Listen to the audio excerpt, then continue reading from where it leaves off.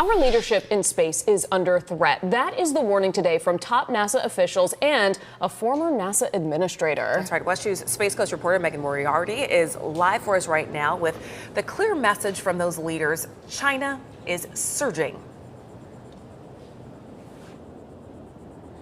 Summer and Nancy, the message was clear. Without a successful and fully funded Artemis program, we risk losing the moon to China. However, there are still concerns around the setbacks and the excessive cost tied to space exploration. It's getting down to the wire, and the country that lands on the moon next could hold the power, shaping the rules of space for decades to come. Their intent is clear, their progress is real, and time is not on our side. This is a race that the United States cannot afford to lose.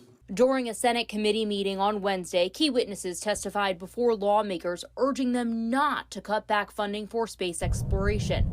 This comes after criticism over the excessive cost and delays in components for NASA's Artemis program. We're talking about now an agency that has less than 1/3 of 1% of the federal budget. And by the way, if you go back to Apollo, it was somewhere between 4% and 5%.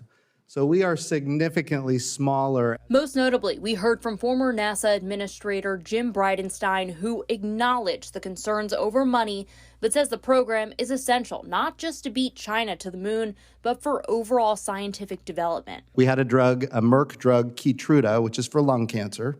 And we were able to make that drug so that instead of trying to find out if within 2 or 3 months if it's going to be efficacious, you can find out within 2 to 3 weeks whether or not it's going to be efficacious.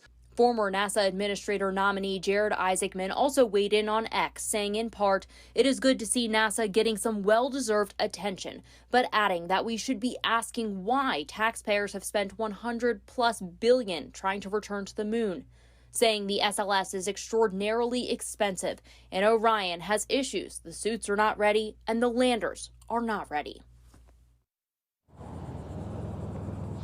Isaacman also highlighted that NASA can get help from private industry, so this way the taxpayer isn't fronting most of the cost. Now, while this is an important discussion, that will continue. It seems to be clear that there also needs to be some backup plans in place.